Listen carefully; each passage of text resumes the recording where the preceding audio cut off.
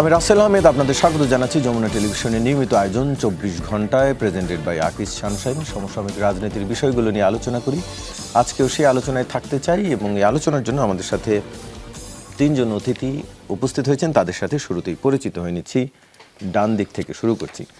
জনাব S M Jahangir Hossain, BNP দলীয় সংসদ সদস্য ও যুগ্ম আহ্বায়ক, ঢাকা মহানগর উত্তর বিএনপি। আপনাকে আলোচনায় স্বাগত।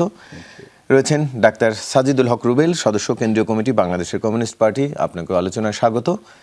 এবং রয়েছেন জনাব ডক্টর শিব্বির আহমেদ, রাজনৈতিক বিশ্লেষক। আপনাকে আলোচনায় স্বাগত।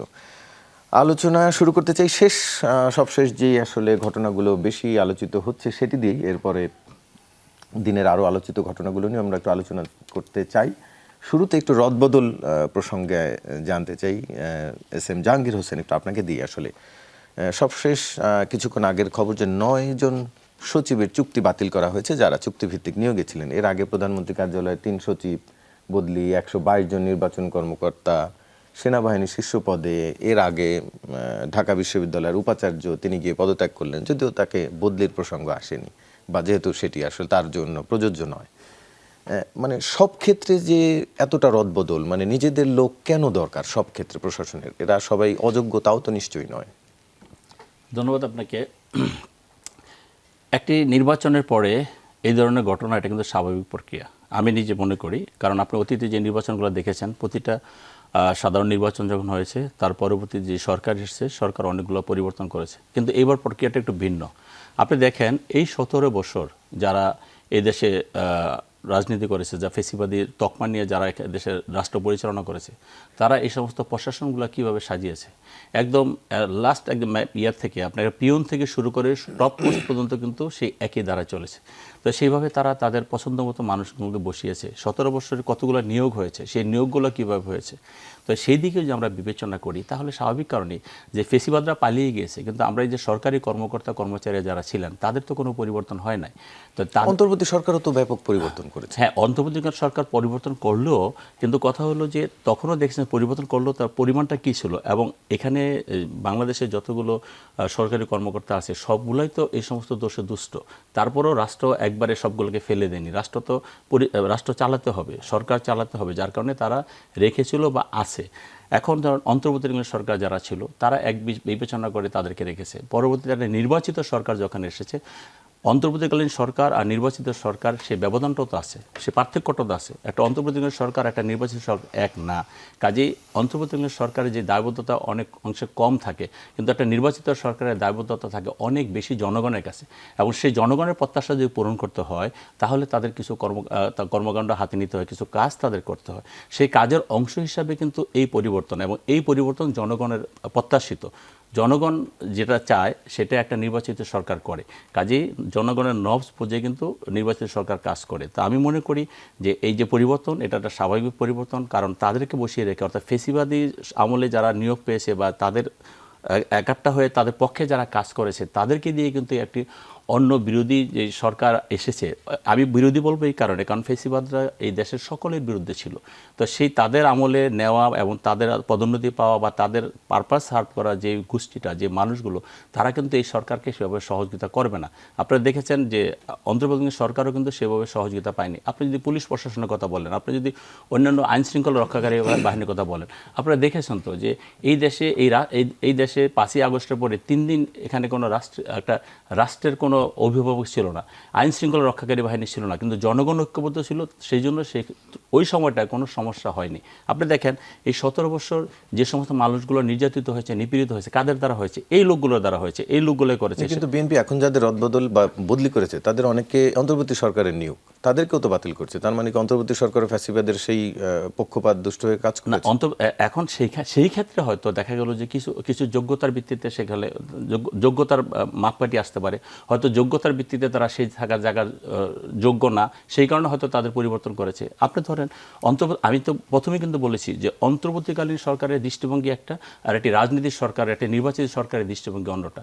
রাজনীতির সরকার বিভিন্ন দৃষ্টিভঙ্গি নিয়ে তাদের কাজ করতে হয়। দেখা গেল যে অন্তর্বর্তীকালীন সরকারের কাছে যে অযোগ্য, সে একটি রাজনৈতিক সরকারের কাছে সে যোগ্য। আবার রাজনৈতিক সরকারের কাছে যে অযোগ্য, সে অন্তর্বর্তীকালীন সরকারের কাছে যোগ্য হতে পারে। আমি সেই জন্য বলছি এখন এই রাষ্ট্রে যে পরিবর্তনগুলো এসেছে, আমি মনে করি সেটা জনগণের কল্যাণের দিকে তাকিয়েছে, পরিবর্তন করেছে, এবং একটি নতুন সরকার কিভাবে তাদের পথ পরিচালিত করবে, কিভাবে তাদের পথ চলাটা মসৃণ হবে, সেই ক্ষেত্রে তাদের সেই বিবেচনায় রেখেই এই সমস্ত পরিবর্তন এসেছে বলে আমি মনে করি। স্বাভাবিক কারণেই এখন নতুন রাষ্ট্র, নতুন প্রধানমন্ত্রী, নতুন সরকার, সেই নতুন সরকারকে একটি মসৃণ পথ যদি না চলে, তাহলে স্বাভাবিক কারণে জনগণের কাছে তার প্রশ্নবিদ্ধ হবে। জনগণের যে কল্যাণের জন্য যে নির্বাচিত করেছে, সেই কল্যাণের জায়গাটা হয়তো সেখানে অকল্যাণ হবে, যার কারণে হচ্ছে এইসব পরিবর্তনগুলো এসেছে। আমি মনে করি নিশ্চয়ই সরকারের আছে, সেটা সেই অধিকার সরকারের আছে। এখন এখানে যোগ্যতার প্রশ্নটা দেখবে, আপনি যেটা বলছেন আমি বারবার বলছি যে যোগ্যতার জায়গাটাও কিন্তু সেটা মাপকাঠির ব্যাপার। আপনার কাছে একজন একভাবে যোগ্য, আমার কাছে একজন আরেকভাবে যোগ্য, এখানে আমাদের আরও আলোচক যারা আছেন, সাজুল হক ভাইয়ের কাছে একজন যোগ্য, অন্যভাবে যোগ্য, শিবির ভাইয়ের কাছে আরেকজন যোগ্য হতে পারে। কিন্তু একই ব্যক্তি কিন্তু যদি সে প্রপারলি যোগ্য হয়, সবার কাছে হবে, কিন্তু আমরা কিন্তু সবাই সেভাবে যোগ্যতার মাপকাঠিতে আমরা থাকি না বা রাখি না। বিভিন্ন কারণে বিভিন্ন সময়ে একজন মানুষ যোগ্য অযোগ্যতার বিচার বিশ্লেষণে আসে, দৃষ্টিভঙ্গি আসতে পারে। সেই জন্য আসছি ডক্টর শিবির আহমেদ, আপনার কাছ থেকে জানতে চাই যে এই রদবদলের কথা বলছিলাম, এবং এই যে 112 জন নির্বাচন কর্মকর্তা বদলি হলো, এখন যে বিরোধী দল হচ্ছে জামাতের, এবং অন্তর্বর্তী সরকারের সময় নিয়োগের ক্ষেত্রে বা যেটি বলা হয় বিএনপির প্রভাবেও নিয়োগ হয়েছে, জামাতের প্রভাবেও নিয়োগ হয়েছে, এমনটি গুজব আছে বা আলোচনা আছে। এই নিয়োগগুলো কি আপনার দৃষ্টিতে মনে হয় যে জামাতের ছিল বলেই এখন এই সরকার এসে বদলি করছে? দেখেন, আমি জাহাঙ্গীর ভাইয়ের সাথে কিছু কিছু পয়েন্টে একমত যে সরকারকে রাষ্ট্র পরিচালনার জন্য যোগ্য লোকজনকে নিয়ে আসতে হবে এবং প্রফেশনাল লোকজনকে নিয়ে আসতে হবে, ব্যাপারে কোনো সন্দেহ নাই। এখন প্রশ্নটা হচ্ছে যে আমরা আসলে কেন পরিবর্তন করছি? এটাকে আমরা যোগ্য মানুষ, প্রফেশনাল মানুষদেরকে নিয়ে আসার জন্য, আরও বেটার সার্ভিস দেওয়ার জন্য জনগণকে করছি, নাকি আমার নিজের পছন্দের লোকজনদেরকে নিয়ে বসানোর জন্য করছি? যদি দ্বিতীয়টা হয় যে আমার নিজের পছন্দের লোকজনদেরকে নিয়ে বসানোর জন্য করছি, তাহলে এটা হবে আমাদের ট্রেডিশনাল রাজনীতি, এটা আসলে নতুন রাজনীতি হবে না। যে গতানুগত যেটা হয় মানুষ এটা জানে। জাহাঙ্গীর ভাই যেটা বলছেন যে এটা খুব স্বাভাবিক এই সেন্সে যে প্রতি বছরই আমরা দেখে আসছি, হয়ে আসছে, যে সরকারে আসে তারা নিজেদের অন্যদেরকে সরিয়ে দিয়ে নিজেদের লোক বসান, এবং এই সরানোর ক্ষেত্রে রাজনীতিবিদদের আগ্রহের সাথে সাথে আমলাদেরও একটা ইন্টারনাল পলিটিক্সের আগ্রহ থাকে। তারা নিজেরা দলবাজি করে একটা লিস্ট ধরায় দেয়, এরা আপনার বিপক্ষের, এরা আপনার পক্ষের, এরা থাকলে আপনি কাজ করতে পারবেন না। এটা করে তারা নিচের দিকে যারা থাকে অনেক সময় যে অমুককে সরিয়ে দিতে পারলে আমি একটু উপরের দিকে যেতে পারবো, এই সুবিধাটা অনেকে নিতে চেষ্টা করেন। এখন আমরা যদি নতুন রাজনীতির কথা বলি, যে আমরা একটা সুন্দর বাংলাদেশ করতে চাই, যেটা 5ই আগস্টের পূর্বের বাংলাদেশের যে চরিত্র, যে আমার প্রতিপক্ষের কেউ হলে যতই স্কিল্ড হোক, যতই প্রফেশনাল হোক, তাকে আমি ওএসডি করে দিব বা দায়িত্ব থেকে সরিয়ে দিব, ওই রাজনীতিতে যদি আমরা ফিরে যাই, তাহলে এটা আমি মনে করি দেশের জন্য ভালো হলো না বা কল্যাণের হলো না। রাষ্ট্রীয় প্রতিষ্ঠানগুলোতে আমাদের সার্চ করা দরকার যে আমি এখানে দক্ষ লোকজনকে বসাবো, প্রফেশনাল লোকজনকে বসাবো, যারা রাজনীতির ঊর্ধ্বে উঠে আমার অফিসগুলো চালাবে, জনগণকে সার্ভিস দেবে। সহজ কথায় পাওয়ার এক্সারসাইজ করবে না, কারাপশন করবে না। এটা এখন এই জায়গায় আমি মোটা দাগে এটা বলবো না যে এনারা, যেহেতু স্পেসিফিক প্রত্যেকের প্রোফাইল আমি জানি না, তবে আপনি যে কথাটা বলছেন যে ফেসিবাদী আমলের যাদের কারণে প্রশাসনে কিছু অসুবিধা হয়েছে, এটা তো অন্তর্বর্তীকালীন সরকার শুরুতে কিছুটা ফেস করেছে, এটার সাথে আমি জাহাঙ্গীর ভাইয়ের সাথে একমত। কিন্তু অন্তর্বর্তীকালীন সরকার অনেককে পরিবর্তন করেছে, এবং কিছু নিয়োগের কথা বললেন আপনি, যাদেরকে সেই সময় ফেসিবাদীদেরকে সরানোর জন্যই কন্ট্রাকচুয়ালি কিছু মানুষকে নিয়োগ দেওয়া হয়েছে। তার মানে তারা ফেসিবাদীদের নিয়োগ ছিল না, হয়তো বিএনপির বা জামাতের অথবা ছাত্রদের যে কোনো রেফারেন্সে আসছে, অ্যাটলিস্ট এটা নিশ্চিত যে তারা ফেসিবাদীদের দোষর না হলে অন্তর্বর্তীকালীন সরকার নতুন করে নিয়োগ দিত না। অন্তর্বর্তীকালীন সরকার যাদেরকে বাদ দিয়েছে তার বাইরেও ফেসিবাদীদের কেউ থাকতে পারে যারা থ্রু আউট দ্য টাইম সহযোগিতা করে নাই। তো আমি মনে করি এইটার ব্যাপারে সরকারকে এই জায়গায় স্টিক থাকা উচিত, যে আমরা যদি পুরনো চর্চা করি তাহলে এটা আসলে আরেকটা এক্সাম্পল আমরা সেট করে রাখলাম, 5 বছর পর আরেকটা গভর্নমেন্ট আসবে, সেও আবার সেম জিনিস প্রক্রিয়া ফলো করবে। আমি যদি মনে করেন আইসিটির কথা বলি, আইসিটি ট্রাইব্যুনালের যে প্রসিকিউটরকে চেঞ্জ করা হলো, আমি এই একটা কেস যদি বলি, আমি মনে করি এইটা দক্ষতা বা প্রফেশনালিজম বা ফেসিবাদ এই ইস্যুতে বাতিল করা হয় নাই, যে নিজেদের লোককে বসানোর জন্য করা হয়েছে। একটা জিনিস কি, আপনি যখন সরকারে আসবেন ডেফিনেটলি যদি আপনি ফলো করেন যে কেউ যদি সরকারের কার্যক্রমে সহায়তা না করে বা তার দায়িত্ব পালন না করে, তাহলে দায়িত্ব অবহেলার কারণে আপনি তাকে চেঞ্জ করতে পারেন, স্যাক করতে পারেন, ডেফিনেটলি সেই রাইট গভর্নমেন্টের আছে। কিন্তু আমি 3 দিন ক্ষমতা আসলাম, এখন পর্যন্ত আমি যদি এরকম কোনো প্রমাণ না থাকে যে অমুক ব্যক্তি প্রশাসনিক তার যে দায়িত্ব সেটা পালন করছে না অথবা ফেসিবাদের দালালি করছে, এরকম কোনো নজির যদি আমার না থাকে, শুধুমাত্র আমার দলের লোককে বসানোর জন্য এটা করা ঠিক না। এটা তাহলে আমি মনে করি আমরা যে মানে প্রগ্রেসের দিকে যাওয়ার কথা ছিল সেখান থেকে আমরা পিছিয়ে চলে আসলাম। আপনি আইসিটির কথা বলছিলেন, আবার এটিও তো সত্য, যখন তাকে নিয়োগ দেওয়া হয়েছিল তখন এই প্রশ্নটি উঠেছিল যে যেই ব্যক্তি আগে আসামি পক্ষের আইনজীবী ছিলেন একই ট্রাইব্যুনালে, তিনি আবার এখন রাষ্ট্রপক্ষের, এটিও বিচারকে এক ধরনের প্রশ্নবিদ্ধ করতে সেটা পারে। তো সেই প্রশ্নটা ছিল এবং সেই প্রশ্নটা লিগালি কোনো অসুবিধার প্রশ্ন না legally দেখেই, প্রশ্ন মানে নাই। লিগালি বা মোরালি এটা প্রবলেম না লিগালি দেখেই তো তিনি, আগের যে ট্রাইব্যুনাল, অর্থাৎ হ্যাঁ, আগে ট্রাইব্যুনালের যে বিচার, সেখানে তো লিগালি কোনো বাধা নেই, কিন্তু এখন তো জামাত আগের ট্রাইব্যুনালের বিচারকে প্রশ্ন করছে। আমি ওটাই বলছি, আমি বলছি যে যদি ওনার নিয়োগটা প্রক্রিয়ার মানে ভুল প্রক্রিয়ায় হয়ে থাকে, সেটা হলো তো এতদিনে প্রশ্ন আসতো এবং ওই চুক্তি বাতিল হয়ে যেত বা করাই legally সম্ভব কোনো হতো না। বাধা নেই। আমি সেটাই বললাম যে লিগালি যেহেতু কোনো বাধা নাই এবং তার যে গত 1 বছরের সার্ভিস, ওই সার্ভিসের মধ্যে আমরা কখনো এরকম প্রশ্ন দেখিনি যে তিনি তার দায়িত্ব অবহেলা করতেছেন অথবা সঠিকভাবে যেটা পালন করার কথা সেটা করেন নাই। এরকম যদি অভিযোগ থাকতো, ইভেন বিএনপির পক্ষ থেকেও ছিল বলে আমি জানি না এরকম কোনো অভিযোগ যদি না, তার দক্ষতা নিয়ে কেউ প্রশ্ন করছে না। না, যদি ওরকম কোনো অভিযোগ থাকতো তাহলে তার চেঞ্জ করাটা মানে সরকার একটা জাস্টিফিকেশন দিতে পারে। তো আমি মনে করি এখানে কোনো ধরনের জাস্টিফিকেশন দেওয়া হয় নাই কেন চেঞ্জ করা দরকার হলো, তো এবং তার কোনো দায়িত্ব অবহেলাও আমরা দেখি নাই। সো এই ধরনের জায়গাগুলোতে যেহেতু তার দক্ষতা নিয়ে কোনো প্রশ্ন নাই, এরকম দক্ষ একজন লোককে সেখান থেকে সরানো উচিত না। কারণ আমরা আওয়ামী লীগের ফেসিবাদী সময়ের যে বিচার, এই বিচারটা এখন জনগণের একটা প্রধান দাবি, তরুণদের বিশেষ করে যারা জুলাইতে জীবন দিয়েছে, যাদের ফ্যামিলিতে আহত নিহতরা আছে। তো এইখানে বিচার কোনোভাবে বাধাগ্রস্ত হয়ে যায় কিনা, কম্প্রোমাইজ হয়ে যায় কিনা, এটা একটা প্রশ্ন থেকে যায়। জি, ডাক্তার সাজিদুল হক রুবেল, একটু আপনার কাছেও জানতে চাই, সাধারণত যেটি প্রথমে জাহাঙ্গীর ভাই বলছিলেন যে এটি স্বাভাবিক ঘটনা, হ্যাঁ এটি সত্যি, রাজনৈতিক সরকার পরিবর্তন হলে পরে সরকার এসে চেঞ্জ করেন, কিন্তু অন্তর্বর্তীকালীন সরকার যেটি 1.5 বছর ছিলেন, সবার সম্মিলিত সরকার বলা হয়, তাদের সিদ্ধান্তের পর আবার এমন ঢালাওভাবে পরিবর্তন করতে হচ্ছে, এটিকে আপনি কিভাবে দেখছেন? এতে কাজের কোনো প্রভাব পড়ে কিনা কাজে? ধন্যবাদ। এবং একই সাথে আমার দুজন সম্মানিত আলোচক এবং আপনাকে সহ যমুনা টিভির সকল দর্শকদেরকে, আসলে বাংলাদেশে তো আমরা এটা দেখেই অভ্যস্ত। আমরা অভ্যস্ত কি, যে যখন কেউ ক্ষমতায় আসবে তখন সে প্রশাসনকে সে পলিটিসাইজ করবে, তার মতো করে পলিটিসাইজ করবে, দলীয়করণ করবে। এবং এটা দেখে দেখে এসছি আর কি। এটাই বাংলাদেশের একটা ট্র্যাডিশন হয়ে গেছে, এটাই স্বাভাবিকত্ব হয়ে গেছে। তো আমাদের একটু প্রত্যাশা ছিল যে একটু অনেক নতুন কিছু দেখেছি, নতুন সংস্কৃতি দেখেছি, অনেক উদারতা দেখেছি এইবার। তো ইলেকশনের আগে এবং ইলেকশনের পরে প্রার্থীদের আচরণে, সেটার ক্ষেত্রে আমার কাছে মনে হচ্ছে একটু ডিফারেন্ট মুভ হওয়ার কথা। কিন্তু আগে দেখতে হবে এই কাজগুলোর পিছনের উদ্দেশ্যটা কি। পিছের উদ্দেশ্য যদি হয় এরকম, যেটা আমাদের জাহাঙ্গীর ভাই বলেছেন, যে আমি কমফোর্ট ফিল করব, আমার কাজটাকে কমফোর্টেবলি আগাইতে হবে। রাদার এটা হতে পারে হচ্ছে পতিত স্বৈরাচারের লোক হতে পারে, কিংবা আমার এই মুহূর্তেও একটা বিষয় রয়েছে, রাজনৈতিক প্রতিদ্বন্দ্বিতার জায়গা আছে, আমার সেখানে ডিস্টারবেন্স ক্রিয়েট হচ্ছে কিনা, আমার কাজগুলো আমি প্রপারলি ফিডব্যাক পাচ্ছি কিনা আমার প্রশাসনের কাছ থেকে, এবং আমি যা ইমপ্লিমেন্ট করতে চাচ্ছি সেটা সে আমার সাথে একেবারে বৈরী রাজনৈতিক চিন্তা বা বৈরী রাজনৈতিক দর্শন ধারণ করার কারণে সে দেখা গেলো সেটা প্রয়োগের জায়গায় যাচ্ছে না। ফলে জনতার কাছে যে কমিটমেন্ট আছে, সেই কমিটমেন্টের ক্ষেত্রে আমি যেহেতু খুব সিরিয়াস, ফলে আমি হচ্ছে গিয়ে মানে আনুগত্যের জায়গাটা হচ্ছে গিয়ে খুব গুরুত্ব দিয়ে দেখবো। এটাই হতেই পারে আর কি, এরকম ঘটনা ঘটতেই পারে, পৃথিবীর অনেক দেশেই ঘটে, এবং অনেক দেশে এরকম সিস্টেম রয়েছে যে মানে রিপাবলিকান পার্টি জিতলে পরে টোটাল অ্যাডমিনিস্ট্রেশন রিপাবলিকান পার্টি তৈরি করে, অনেক জায়গায় আছে ডেমোক্রেট জিতলে ডেমোক্রেটিক অ্যাডমিনিস্ট্রেশন তৈরি, ওখানে এটাই নিয়ম। কিন্তু বাংলাদেশে আবার এটা নিয়ম না এই ক্ষেত্রে। কিন্তু বাংলাদেশের ক্ষেত্রে যে বিষয়গুলো অতীতের থেকে শিখেছি আমরা, মানে সিঁদুরে পোড়া গায়ে তো মেঘ দেখলে ডরাই আর কি। এই যে মানে আওয়ামী লীগ সে স্বৈরাচার থেকে সে যে ফ্যাসিবাদী যার প্রবণতা তার তৈরি হলো, প্রবণতা তৈরি করার ক্ষেত্রে কিন্তু তার মূল জায়গা ছিল সেটা কি হলো, একদম সব কিছু একদম মানে এখন ঝাড়ুদার থেকে শুরু করে একদম শীর্ষ কর্মকর্তা সব কিছুকেই তিনি তার হলো পলিটিক্যালাইজ করলেন। এবং যে কোনো চাকরি করার ক্ষেত্রে হচ্ছে ওর বাবা কোন রাজনীতি, কোন ছাত্র সংগঠন করতো, দাদা কোনো ছাত্র সংগঠন করতো কিনা, এগুলোও হচ্ছে গিয়ে তারা নানাভাবে ডিজিএফআই এনএসআই রিপোর্ট তা সংগ্রহ করার চেষ্টা করতো আর কি।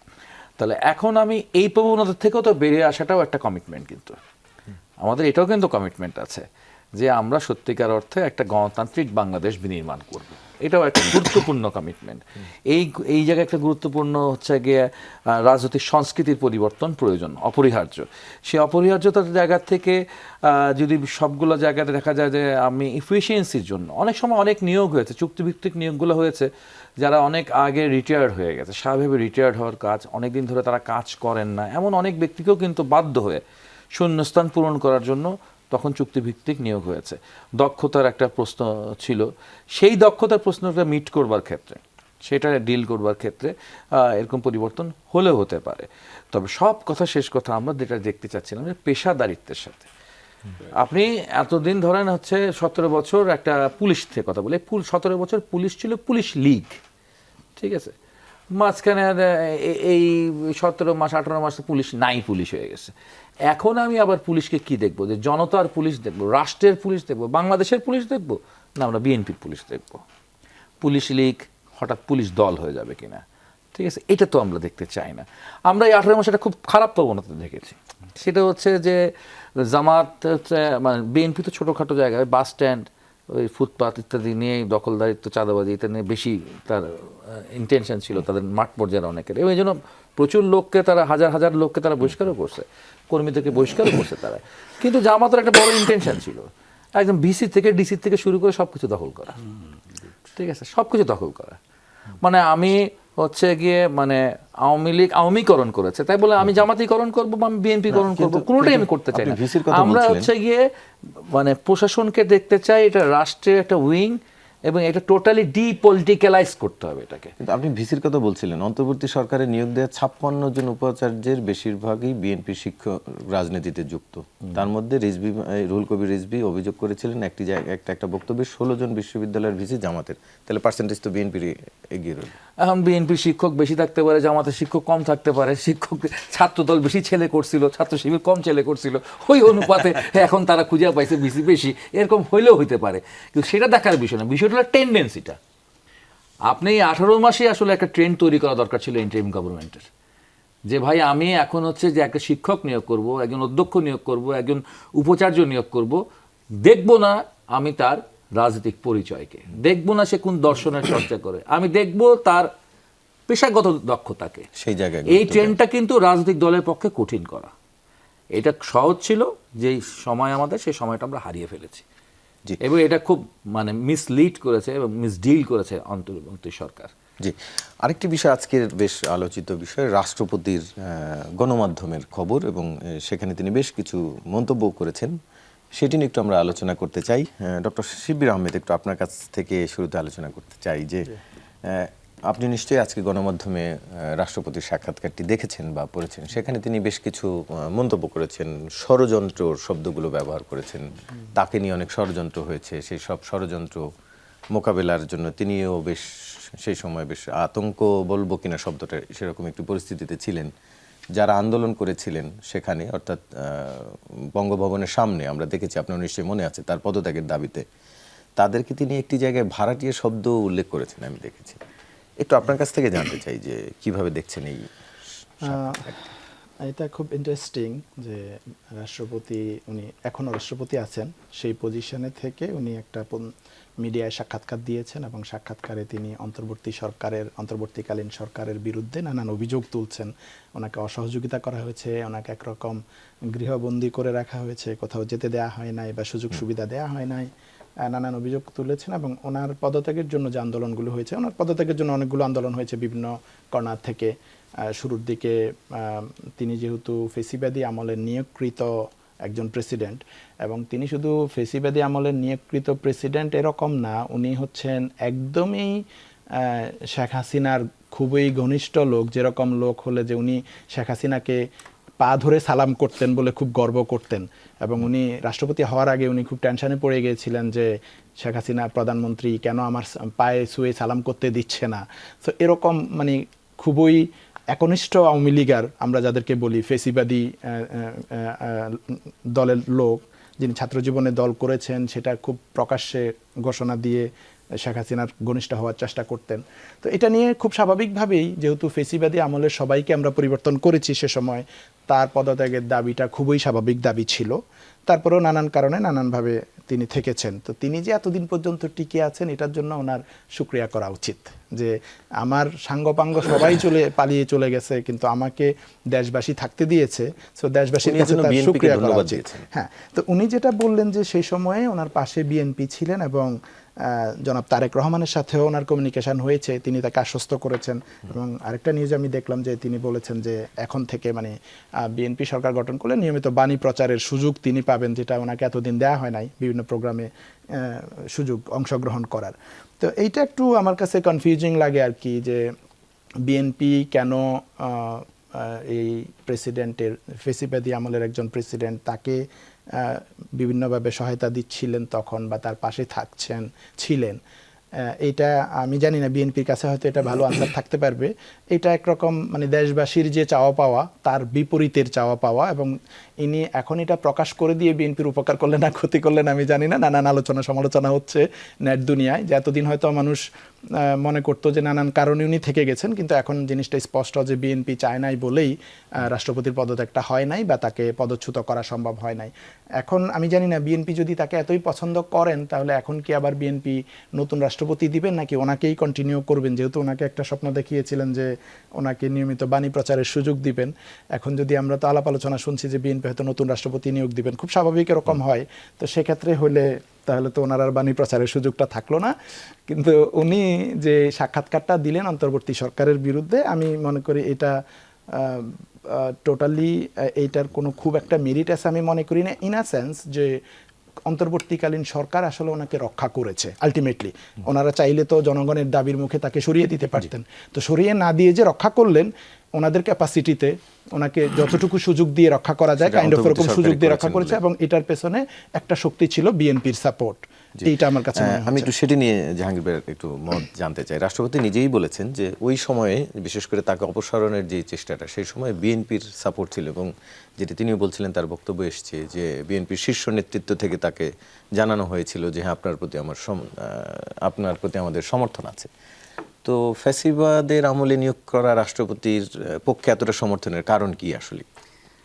আসলে আমি তো আর জানি না, বা আমার যে আলোচনাগুলো হয়েছে রাষ্ট্রপতির সাথে বা উনি যার কথা বলেছেন সেই আলোচনাগুলোর সম্বন্ধে আমার কোনো ধারণা নাই, বা এটা যদি আলোচনা হয়ে থাকে এখন আমরা কতটা হয়েছে সেটা আমরা জানি না। এক পক্ষের আলোচনা শুনতেছি, এই যে আমরা এখন চারজন কথা বলতেছি, চারজনের কথা জাতি শুনতেছি, পরবর্তীতে আমি গিয়ে যদি বলি যে না আমার ব্যাকডোরে এই কথা হয়েছে, তা সেটা হইতেও পারে নাও হইতে পারে, যাই হোক সেই ব্যাপারটা আলাদা। তো আমার ধারণা যেটা, যে উনি একটা গুরুত্বপূর্ণ কথা বলেছেন শিবির ভাই, যে এখানে অন্তর্বর্তীকালীন সরকার ইচ্ছা করলে তাকে সরিয়ে দিতে পারত।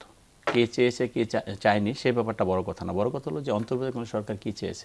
হয়তোবা সেখানে আমি ধরে নিলাম যে ওনার কথা অনুযায়ী হয়তো এখানে মৌন সমর্থন থাকতে পারে, থাকলে বিএনপির কেন থাকছে সেটা পরে আসতেছে। তো থাকলেও তো সেখানে তো সব কিছু অন্তর্বর্তীকালীন সরকার হয়েছে, নির্দেশই হয়েছে। পাশাপাশি সেখানে আমরা সবাই অন্তর্বর্তীকালীন সরকারের সাপোর্ট দিয়েছি। এখানে আন্দোলনরত যে সমস্ত ক্রিয়াশীল যে রাজনৈতিক দলগুলো ছিল বা ছাত্র জনতা যারা ছিল সবাই তো তাদেরকে সমর্থন দিয়েছিল, বা তারা যেটা করেছে সেটাকে আমরা হালাল বলেছি। কিন্তু সেখানে অন্তর্বর্তীকালীন সরকার কেন করেনি সেটা অন্তর্বর্তীকালীন সরকার বলতে পারবে, সেটা আমার বলার কথা না। আর আমাদের ব্যাপারে যে কথাটা আসছে, আমার ধারণা বলা হচ্ছে বিএনপির সাপোর্টের কারণে আসলে শেষ পর্যন্ত বিএনপির সাপোর্টের কারণে এখানে হয়তো যদি এই কথাটা সত্যি হয় বিএনপি তাকে সাপোর্ট দিয়েছে, হয়তো হইতে পারে সেখানে যে তখন তো সাংবিধানিক প্রতিষ্ঠানগুলো সবগুলো শূন্য হয়ে গিয়েছে। তো এখন এই যে একমাত্র একটা জায়গা, যে জায়গাটা হয়তো অনেক বড় কিছু, হয়তো কিছুই না, তো সেই জায়গাটা হয়তো আমাদের বিএনপি হয়তো তখন চিন্তা করেছে যে সাংবিধানিক এই জায়গাটা রাষ্ট্রপতি এই জায়গাটা থাকলেও আমরা হয়তো অনেক কিছু, যদি কোনো কারণে এই অন্তর্বর্তীকালীন সরকার আবার কোনো কারণে সমস্যায় পড়ে, বিপদে পড়ে, এরকম সমস্যাটা ছিল। একসময় আসছিল যে অন্তর্বর্তীকালীন সরকার চিফ অ্যাডভাইজার নিয়ে পদত্যাগ করবেন, বা এই টাইপের ঘটনা তো ঘটেছে তখন, এই গত কয়েক মাসে তো বেশ কিছু ঘটনা ঘটেছে। তো হয়তো সেই ক্ষেত্রে চিন্তা করেছে যে একটি সাংবিধানিক পদ কমপক্ষে থাকুক, তারপর দেখা যাক উনি একা থেকে উনি কী করবেন। উনি তার দেশের মানুষের বাইরে কিছু করতে পারবে না, কারণ ওনাকে যারা সমর্থন দিয়ে এসেছে বা ওনাকে যারা বানিয়েছে এই জায়গায় নিয়ে এসেছে তারা তো সব পালিয়ে গিয়েছে। তো স্বাভাবিক কারণে রাষ্ট্রের স্বার্থে বা দেশের স্বার্থে হয়তো বা সেই বিবেচনায় বিএনপি হয়তো প্রতিবাদ করেনি, বা একদম এখনই সরাই দিতে হবে হয়তো বা সেই কথাটা বলেনি। কিন্তু কথা হলো তাকে যে সবসময় সমর্থন দিয়ে গেছে, আমার মনে হয় না এই কথাটা ওই জায়গায় ছিল। বিএনপি হয়তো স্ট্রংলি প্রতিবাদ করেনি না এক্ষুনি ওনাকে সরিয়ে দিতে হবে, আমার মনে হয় এই টাইপের কিছু হবে, সাংবিধানিক ধারাবাহিকতা রক্ষা করার জন্য আমার ধারণা আর কি। বাট আমি তো আর জানি না, আমি ছিলাম না যেহেতু। বা আমি শুনিও একটা সাজিদুল হক রুবেল, একটু আপনার কাছে জানতে চাই, তিনি ষড়যন্ত্র শব্দটিও ব্যবহার করেছেন তাকে ঘিরে বা সাংবিধানিক যে সংবিধানের বাইরে গিয়ে। এই সব ঘটনাগুলো কি এই অন্তর্বর্তী সরকারকেও একসময় বিচারের মুখোমুখি ফেলতে পারে বলে আপনি মনে করেন? রাষ্ট্রপতির এই বক্তব্য কি ইঙ্গিত দেয়? ধন্যবাদ, অনেক স্পর্শকাতর প্রশ্ন করায় আমাকে, আমি ধন্যবাদ জানাচ্ছি আর কি। প্রশ্নের উত্তর দেওয়াটা একটু কঠিন হলো। আমাদেরকে একটা বিষয় বলতে হবে কি, আসলে এখানে উনি যা বলছেন তার কিছুটা আমরা জনগণ জানতাম। আমরা দেখেছি হচ্ছে 5ই আগস্টের পরবর্তীতে সাথে সাথেই হয়নি, অনেক পরে গিয়ে তার বিরুদ্ধে আন্দোলন হয়েছে, রাষ্ট্রপতি পদত্যাগ চাওয়া হয়েছে। চাওয়ার পর আন্দোলনটা শুরুটা যেমনভাবে হলো, হঠাৎ করে সেটা আবার থেমে গেল আর কি। এটা একটা হঠাৎ ছন্দপতন হলো আর কি, এটা কন্টিনিউ হলো না। আমরা এটা যদি কন্টিনিউ হতো তাহলে হয়তো একটা দফা রফা হতো আর কি, কিন্তু কন্টিনিউ কিন্তু করা হয় না। কেন করা হলো না? ঠিক আছে, এনসিপির যারা ওখানে আন্দোলন করতে গেছিলেন, ঠিক আছে, বা অন্যরা যারা বেনামে ওখানে অংশগ্রহণ করেছিলেন, তারা হঠাৎ করে পিছটান দিলেন কেন? ওখানে তো বিএনপি যায় নাই আন্দোলন করতে, ওখানে ছাত্রদল যায় না, এবং বামপন্থী যারা ছিলেন এই আন্দোলনে অভ্যুত্থানে যারা স্টেক হোল্ডার, তারাও কিন্তু আমরা যাই নাই। তারাও প্রয়োজন বোধ করি না এখন রাষ্ট্রপতিকে পরিবর্তন করার। কেন প্রয়োজন বোধ করি না রাষ্ট্রপতিকে পরিবর্তন করার? কারণ এইখানেই হচ্ছে গিয়ে একটি গুরুত্বপূর্ণ বিষয়টা হচ্ছে এই সংবিধানের অধীনে এবং এই রাষ্ট্রপতির কর্তৃক রাষ্ট্রপতির হাতেই কিন্তু শপথ নিয়েছেন হচ্ছে প্রফেসর ডক্টর ইউনূস। আজকে দেখেছি একজন যে বিদেশ থেকে যিনি হচ্ছে বাংলাদেশে মব ভায়োলেন্সের ইনফ্লুয়েন্সার আর কি, মব ভায়োলেন্সে ইনফ্লুয়েন্স করেন, তিনি বলতেছেন এই তারেক রহমান হচ্ছে এই চুপ্পুর কাছে হচ্ছে শপথ নিয়েছেন, কিন্তু তিনি যার হচ্ছে মানে রেসপন্সার হিসেবে কাজ করছেন, তিনিও তো হচ্ছে তার কাছেই শপথটা পাঠ করেছেন। সমস্যাটা ওখানেই বেঁধে গেছে, ওখানেই সমস্যাটা বেঁধে গেছে 8ই আগস্ট। যদি ওটা না করতেন, ঠিক আছে, ওটা যদি না করে হচ্ছে তিনি তখন হচ্ছে 5ই আগস্টে যদি হচ্ছে ঘোষণা করতেন যে এই কনস্টিটিউশন আর মানি না, ঠিক আছে, আর এই রাষ্ট্রপতিকেও মানি না, বাংলাদেশের নতুন রিপাবলিক, সুপ্রিম কোর্টে যাব, হ্যাঁ, নতুন রিপাবলিক বাংলাদেশ, হ্যাঁ, সেকেন্ড রিপাবলিক হচ্ছে, তখন একরকম সুযোগ ছিল। সেই সুযোগটা তো আপনারা নেন নাই, সেই সাহসটা আপনাদের হয় নাই তখন, ঠিক আছে। আপনারা খুব সহজে একটা পদ বের করেছিলেন, এই রাষ্ট্রপতি থাকবে, এই রাষ্ট্রপতির কাছেই হচ্ছে একে একে প্রধান উপদেষ্টা থেকে শুরু করে সব কটা উপদেষ্টা এবং মাহফুজ পর্যন্ত, এই আসিফ বলেন, সবাই হচ্ছে এই রাষ্ট্রপতির কাছে শপথ নিলেন। কি শপথ নিয়েছেন? সেই শপথে এবার বলেছেন এই বাংলাদেশ সংবিধানকে আপনি আপহোল্ড করবেন, এই বাংলাদেশ সংবিধানকে আপনি জীবন দিয়ে রক্ষা করবেন বাংলাদেশ সংবিধানকে। শপথ টপথ নেওয়ার পরে হলে এই বাংলাদেশের সংবিধানকে আপনি ফালাই দেবেন, আপনার রাষ্ট্রপতিকেও ফেলে দেবেন। এই জায়গাটাতে দায়িত্বশীল রাজনৈতিক দল হিসাবে, বাংলাদেশের দায়িত্বশীল রাজনৈতিক দল হিসাবে বিএনপি যথাযথ ভূমিকা পালন করেছেন, একটা দেশপ্রেমিক রাজনৈতিক দলের ভূমিকাই পালন করেছেন, যাতে এই গণঅভ্যুত্থানকে যাতে হচ্ছে এটার থেকে আবার অন্য জায়গায় গণঅভ্যুত্থান না চলে যায়, উল্টা স্রোতে না গণঅভ্যুত্থান না বয়ে যায়, গণঅভ্যুত্থানের স্পিডটা যেন হত্যা করা না হয়, সেই কারণে বিএনপি এই জায়গায় তার ভূমিকাটা পালন করেছে। এই যে কালের কণ্ঠ যে আলোচনা ফাঁস করলো, সেখান থেকে আমরা 3টে জিনিস পাইছি, আমি 3টে জিনিস পাইছি, নতুন 3টে জিনিস যা আগে জানতাম না। অর্থাৎ খোলামেলা একটা ডিক্লারেশন যে বিএনপির জায়গায় সমর্থন ছিল, শুধু বিএনপিতেই ফুল স্টপ দেন নাই, বিএনপির সাথে আরও সমমনা দল ছিল বা জোটের লোকরা ছিল, তার এই সমর্থন, এটা তিনি আজকে বলেছেন, আজকে বা গতকাল বলেছেন আর কি। আরেকটি বিষয় হচ্ছে খুব আমার জন্য খুব সেন্সিটিভ, আমি একজন বামপন্থী কর্মী বা একজন কমিউনিস্ট হিসাবে খুব সেন্সিটিভ জায়গা, সেটা আমরা দীর্ঘদিন ধরে আমরা দেখেছি। এই যে আজকের দিন আমাদের বিএনপির সম্মানিত পররাষ্ট্রমন্ত্রী আর কি, তিনি যখন হচ্ছে প্রধান উপদেষ্টার বিশেষ সহকারী হিসেবে যোগ দিলেন, যোগ দিয়েই থাইল্যান্ডে তিনি গল্প শোনালেন, নিরাপত্তা উপদেষ্টা তখন হননি, তার আগেই থাইল্যান্ডে গল্প শোনালেন তিনি যে মায়ানমারে জান্তা সরকার এই রোহিঙ্গাদেরকে নিয়ে চলে যাবেন।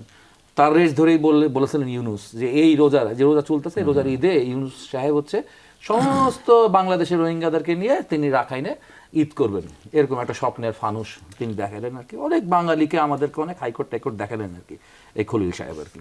এই খলিল সাহেবরা হাইকোর্ট টাইকোর্ট দেখার সাথে সাথে যেটা করলেন সেটা হলো একের পর এক চুক্তি, একের পর এক তারা চুক্তি করলেন। থাকবেন কতদিন তার ঠিক নাই, ঠিক আছে, 3 মাসও নাই, 30 দিনও থাকবেন না, 30 বছরও চুক্তি করলেন। এবং সব চুক্তির সমস্ত ক্লজ, সমস্ত বিষয়গুলো হচ্ছে মানুষের কাছে ওপেন করলেন না। আমাদের আওয়ামী লীগের বিরুদ্ধে যে হচ্ছে গিয়ে আমাদের ভারতের সাথে যে তার নতজনের চুক্তি ছিল, আদানি চুক্তির থেকে শুরু করে, সেই জায়গাগুলোতে আমরা দেখেছি যে বাংলাদেশের স্বার্থের বিরুদ্ধে গিয়েছিল আওয়ামী লীগ, ভারতের স্বার্থের পক্ষে গিয়েছে। ঠিক একই কাজ, খালি ভারতের জায়গায় হচ্ছে আমেরিকার পক্ষে তারা একটা চুক্তি করলেন, যে চুক্তি করবার কোনো ম্যান্ডেট তার এখতিয়ার নাই। বাংলাদেশকে মহাবিপদে ফেলে দিয়ে গেছেন, এবং তার চুক্তির ফলোআপ দেখবেন, একটা অভিনন্দন বার্তা পাঠিয়েছেন ডোনাল্ড ট্রাম্প। ওটা অভিনন্দন বার্তা না, ওটা অভিনন্দনের আড়ালে একটা হুমকি বার্তা। আমার লাইনে চলো, আমার ওই চুক্তি টুক্তি ঠিক মতো লাইন মেনটেন করো, যদি মেনটেন না করো তাহলে কিন্তু খবর আছে। এই কথাটাকে ভদ্রভাবে চালাকির সাথে অভিনন্দনের ছলে আগে আছে না যে কুইনেন খাওয়াইতো তো ম্যালেরিয়ার ওষুধ, কুইনেন খুব তিতা, তো ওটাকে পরবর্তীতে মিষ্টি কোটিং করা হতো, তো এরকম কুইনাইন মিষ্টি কোটিং করে ট্রাম্প খাওয়াই দেওয়ার চেষ্টা করতেছে আর কি তারেক রহমানকে। অর্থাৎ বাংলাদেশের নবনির্বাচিত সরকার এবং নবনির্বাচিত যে প্রধানমন্ত্রী সবাইকে এক রকমের হচ্ছে ইয়ার মানে মধ্যে ঝুলাই দিয়ে গেছেন হচ্ছে ইউনূস সরকার, এবং এইটিও রাষ্ট্রপতির সাথে আলোচনা তারা করেন নাই, এটিও রাষ্ট্রপতির সাথে করেন নাই। বিষয়গুলো তো কনস্টিটিউশনাল ব্যাপার, এটা আইনের ব্যাপার আর কি।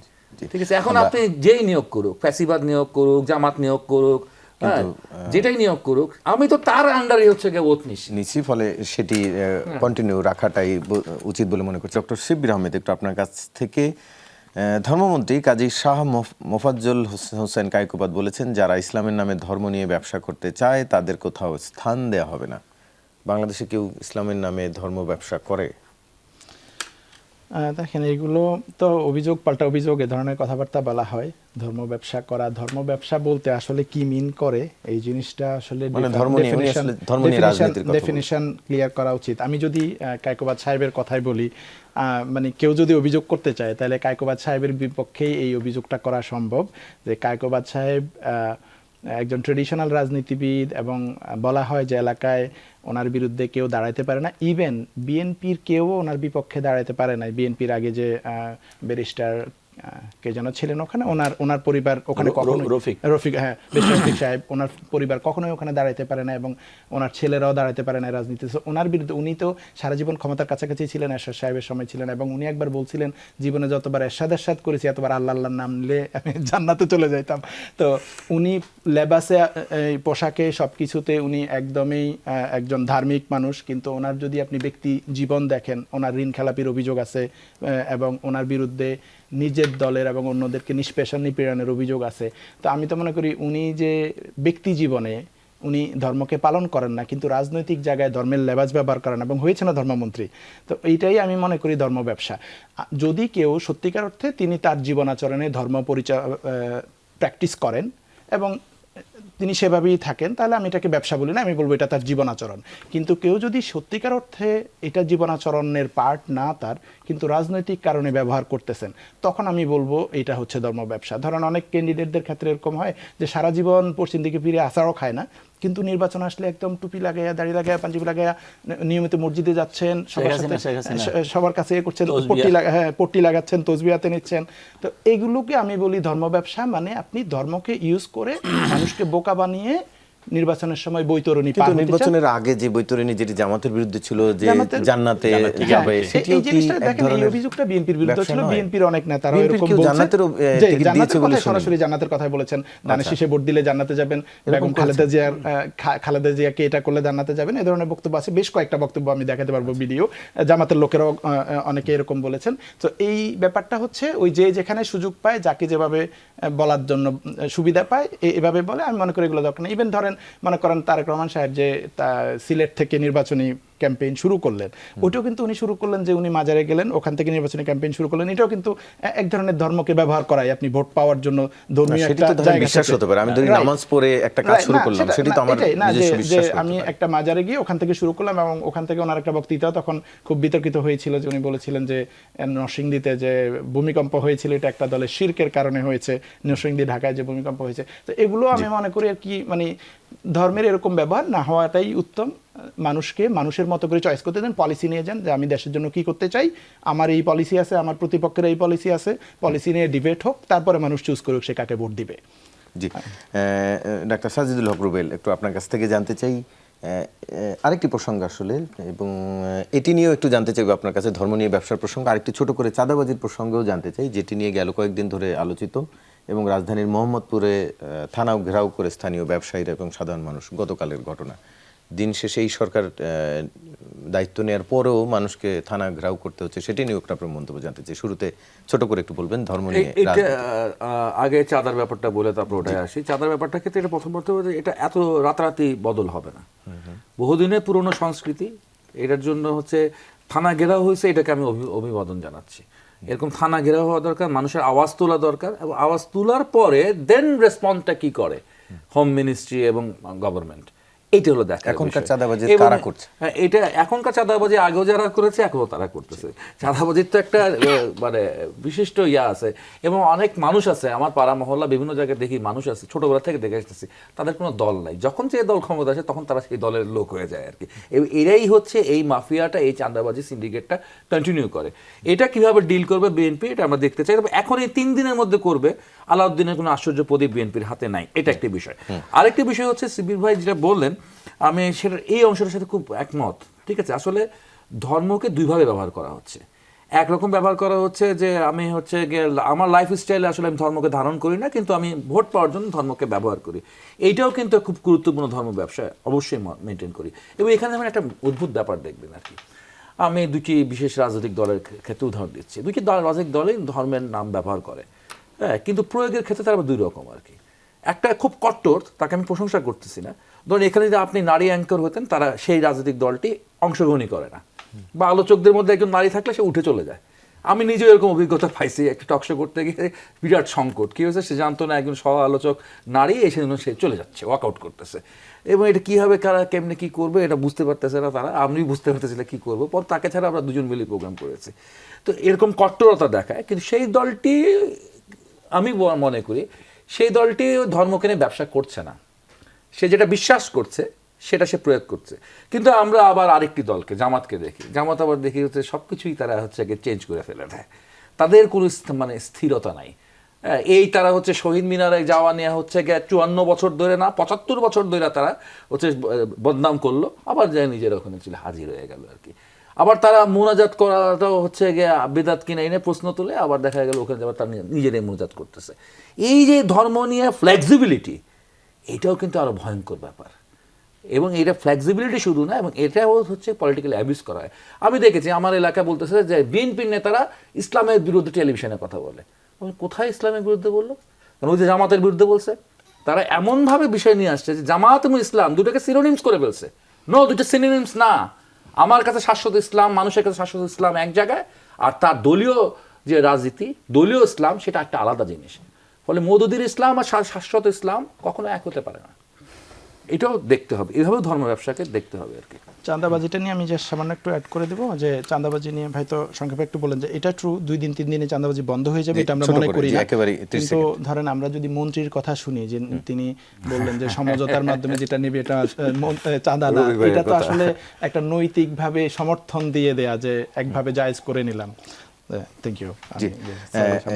একটু জানতে চাই জাহাঙ্গীর হোসেন আপনার কাছে, এই চাঁদাবাজির প্রসঙ্গে আজকে ব্যবসায়ীরা বিশেষ করে ঢাকা চেম্বারের পক্ষ থেকে চেম্বারের সভাপতি হুঁশিয়ারি দিয়েছেন, চাঁদাবাজি বন্ধ না হলে ব্যবসা বন্ধের তারা হুঁশিয়ারি দিয়েছেন। আপনিও নিশ্চয়ই জেনে থাকবেন সে খবর। এবং এই চাঁদাবাজির ইস্যু গেল কয়েকদিন ধরে ব্যাপক আকারে সারা দেশে ব্যাপক আলোচিত। এটি আসলে কারা করছে? ভাই বলছিলেন এদের কোনো দল নেই, এরা বিভিন্ন যেই দল আসে তাদের পক্ষ হয়ে যায়। তাদেরকে তার মানে তারা দল না থাকলেও তাদেরকে তো ওই সরকার সমর্থন দিচ্ছে, প্রশ্রয় দিচ্ছে, না হলে তারা কিভাবে করছে? আমি রুবেল ভাইয়ের কথাটা ধরে আমি বলতে চাচ্ছি যে ভাই বলেছে যে চাঁদাবাজির কোনো দল নাই। আপনি দেখেন অতীতে যে চাঁদাবাজি হয়েছে, আমি 17 বছর নিয়ে আমরা কথা বলি, এর আগেও চাঁদাবাজি হয়তো হয়েছে, হয় না যে তা না। 17 বছর যে চাঁদাবাজি হয়েছে তার পৃষ্ঠপোষক ছিল সরাসরি আওয়ামী লীগ বা আওয়ামী লীগের নেতারা। ওই যাদের দিকে চাঁদাবাজি করিয়েছে তারা কিন্তু আওয়ামী লীগের কোনো পদ পদবিতে নাই, তারা একটা গোষ্ঠী। তারা হয়তো আজকে এই সরকারের সাথে আছে, কালকে এই সরকারের সাথে আছে, এবং তাদের কিন্তু লেবাসদারি, তারা কিন্তু ধরেন ওই বড় মাপের কেউ না। তারা হয়তো কেউর প্ররোচনায় পড়ে বা কেউর শক্তি সামর্থ্য নিয়ে বা সরকারের সেই সহযোগিতা নিয়ে সেই কাজটা করে। এরকম গোষ্ঠীটা কিন্তু আছে সব জায়গায়। অতীতে যারা ছিল, তার মানে এখন তারা বিএনপির সহায়তা নিচ্ছে। আমি বলতেছি সেই গোষ্ঠীটা কিন্তু এখন আছে। আমরা চেষ্টা করেছি, আমরা চেষ্টা করে যাচ্ছি যে ওই গোষ্ঠীটাকে সরিয়ে দেওয়ার জন্য, ওই গোষ্ঠীটা যাতে আমাদের কোনো নেতাকর্মীর সাথে মিশতে না পারে। যদি আমাদের সাথে মিশতে না পারে, ধরেন আমি ঢাকা 18 কথা বলছি, এটা একটা অনেক বড় জায়গা। এখন বড় জায়গা, আপনি যদি কোনো জায়গায় যান, একটা অপকর্ম করেন বা অপরাজনীতি করেন, আপনি যে বলেন আমি জাহাঙ্গীর ভাইয়ের লোক, কথার কথা, তো সেই ক্ষেত্রে যে আপনাকে মেনে নিচ্ছে যে আপনি জাহাঙ্গীর ভাইয়ের লোক হিসাবে, তার করা উচিত সবার আগে প্রতিবাদটা। যে ভাই যেটা বললো থানায় গেরাও করছে, এটা একটা ভালো কথা, এটা হওয়া উচিত। আপনার তো সেই প্রতিবাদটা করতে হবে। তুমি যদি জাহাঙ্গীরের নাম বলো তাহলে ঠিক আছে, আমি জাহাঙ্গীরের সাথে কথা বলি, তোমাকে আমি বেনিফিট দেবো তখনই যদি জাহাঙ্গীর বলে, যদি নেগেটিভ বেনিফিটের জন্য আসে আমি তখন দিব না। তো এই সচেতনতাটা যদি আমাদের মাঝে আসে তাহলে কিন্তু আমরা এই জায়গা থেকে সরতে পারবো। দিনে দিনে এটা শেষ হয়ে যাবে তা আমি বলতেছি না, কিন্তু এটা সময় লাগবে। ওই গোষ্ঠীটা কিন্তু সবসময় আছে এবং তারা কিন্তু ধরাছোঁয়ার বাইরে থাকে। তো যার কারণে আমরা আমাদের জায়গা থেকে সর্বোচ্চ গুরুত্ব দিয়ে সেই জায়গার কাজটা করছি। আমি ব্যক্তিগতভাবে বলি, আমি 6 আগস্ট জেল থেকে বেরিয়েছি। আপনি এখনও আমার বাসায় যদি কাউকে পাঠান, আপনি দেখবেন আমার প্রতিটা দরজায় লেখা আছে যে একদিনের জন্য আওয়ামী লীগ করেছেন তিনি আমার এই দরজায় ঢুকবেন না। তার মানে কি, আমি ওই গোষ্ঠীটাকে সবসময় অ্যাভয়েড করেছি এবং তাদের সাথে যারা চলাফেরা করে আমি প্রথম থেকে চেষ্টা করে যাচ্ছি এবং করছি যে যারা এই সমস্ত অপরাধ কর্মের সাথে জড়িত তাদের সাথে আমাদের কোনো নেতাকর্মী মিশতে না পারে। বিএনপি একটি বড় দল, তো সেই ক্ষেত্রে একদম দল করে না, হয়তো কোনোদিন মিছিলে গিয়েছে। আপনি দেখেন, আপনি যদি খুঁজবেন তাহলে পাবেন, যখন একটা বড় প্রোগ্রাম হয় ওই কিছু লোক আছে যারা বিএনপির মিছিলে যায়, আওয়ামী লীগের মিছিলে যায়, জামাতের মিছিলে যায়। এখন ওই লোকটা যদি বলে আমি বিএনপি করি, সেটাকে আপনি অ্যালাউ করবেন? হয়তো একটা বড় প্রোগ্রামে গিয়েছে, ধরেন চেয়ারম্যানের প্রোগ্রাম থাকে, বেগম খালেদা জিয়ার প্রোগ্রাম ছিল বা তার প্রোগ্রাম, সেই প্রোগ্রামে গিয়েছে। তো এই সমস্ত জায়গায় কিছু রাজনীতি অপকর্ম হয় না যে তা না, কিন্তু আমরা সর্বোচ্চ চেষ্টা করে যাচ্ছি কোনোভাবে চাঁদাবাজিকে অ্যালাউ করা যাবে না। যারা করে তাদের বিরুদ্ধে আমরা শাস্তিমূলক ব্যবস্থা নিচ্ছি। আমাদের সেখানে ধরেন কোথাও কোথাও তো এমনও আছে যে বিএনপির যে শ্রমিক দল, বিশেষ করে এই যেটির কথা তিনি বলছিলেন, শ্রমিক দলের সাথে যারা জড়িত বিভিন্ন পদবিতেও আছেন, বড় পদ না হলে ছোট পদে আছেন, তারাও তাদের কাছ থেকেও এরকমের অভিযোগ আসছে। ধরেন আপনি শ্রমিক দলের কথা বলছেন, যেহেতু আমি আজকে শ্রমিক দলের মিছিল দেখেন, আর এর পূর্বে শ্রমিক দলের মিছিল দেখেছেন যখন আমরা বিরোধী আন্দোলন করেছি। তো ওই লোকগুলো তখন অন্য দলের সাথে ছিল। আমরা সেটা শর্ট আউট করবো যে কারা ভালো কারা মন্দ। আমরা মন্দটাকে অবশ্যই দূরে রাখবো, ভালোটাকে আমরা গ্রহণ করবো, যারা আমাদের দলের আদর্শ উদ্দেশ্য মেনে সেই অভিযোগটা আওয়ামী লীগও তাহলে করতে পারে, যেটা আসলে আমাদের দলের না, আমাদের নাম ভাঙিয়ে চাঁদাবাজি করেছে। তারা তো একটা লং টাইম ছিল। এখন আমাদের তো মাত্র কয়দিন হলো, আমরা 17 তারিখে আমরা ওত নিয়েছি। তো 17 তারিখে আমরা এই জায়গায় আমাদের তো সেই সময়টুকু যে হ্যাঁ আমরা চেষ্টা করেছি, এই 1.5 বছর আমরা চেষ্টা করেছি, আমরা অনেকটা রিকভারি করেছি। আমরা বলতেছি না যে আমরা একবারে পুরো, আমরা অনেকটা রিকভারি করেছি। সেই রিকভারির জায়গাটা আপনি দেখেন। এবং ভাই যেটা আরেকটা কথা বলেছেন যে আমরা অনেকের বিরুদ্ধে শাস্তিমূলক ব্যবস্থা নিয়েছি। তো সেই ক্ষেত্রে আমাদের সেই সময়টা, সেই সুযোগটা দিতে হবে এবং আমরা সবাই আন্তরিক কিনা সেই জায়গাটা দেখেন যে আমরা এই সমস্ত যারা অপকর্ম করে, যারা চাঁদাবাজি করে বা সন্ত্রাস করে বা যারা কিশোর গ্যাং, মাদক ব্যবসায়ী, আমাদের নেতা জনাব তারেক রহমান প্রধানমন্ত্রী নিজে বলেছেন যে এই মাদক এবং সন্ত্রাস কিশোর গ্যাংয়ের সাথে কোনোভাবে করা যাবে না, মানে আপোষ করা যাবে না। এই কথাগুলো তো মাঠ পর্যায়ে চলে আসে এবং প্রশাসন কিন্তু এখনো সেভাবে কাজ করতেছে না। এই জায়গাগুলো যদি প্রশাসন কাজ করে, এবং বিশ্বাস করেন আমি যে একটা নির্বাচন গেল, আপনি আমার 8টা থানা, আপনি খবর নিয়ে দেখেন 8টা থানার একটা দিন আমি কোনো ওসিকে ফোন দিইনি। এই গত 1.5 বছরে, মানে আমি 6 তারিখে আমি কোনোদিন কোনো ওসিকে ফোন দিইনি। আমি ইলেকশনের আগের দিন শুধু ডিসিকে একটা ফোন দিয়ে আমি একটা কথা বলেছি, ডিসি সাহেব আপনার কাছে একটা রিকোয়েস্ট করব যে কোনো জায়গায় যাতে কোনো অঘটন না ঘটে, সেটা যারাই ঘটাইতে চাবে নির্বাচনের দিন, আমি এতদিন একটা ভালো নির্বাচন করে আসছি, আমি কোনো রকম তকমা লাগাতে চাই না। আমি জাস্ট ডিসিকে, আমি কিন্তু কোনো ওসিকে ফোন দিইনি। আপনার খবর নিয়ে দেখতে পারেন। আমরা কিন্তু চেষ্টা করি, সবাই চেষ্টা করে যাচ্ছি। আশা করি আমরা সেখানে সফল হবো এবং আমাদের নেতা এবং দেশের মানুষ স্বস্তি পাবে বলে আমরা মনে করছি। আপনাদের 3 জনকে আলোচনায় অংশ নেওয়ার জন্য ধন্যবাদ। দর্শক, এই ছিল আজকের 24 ঘন্টার আয়োজন। সাথে থাকার জন্য ধন্যবাদ।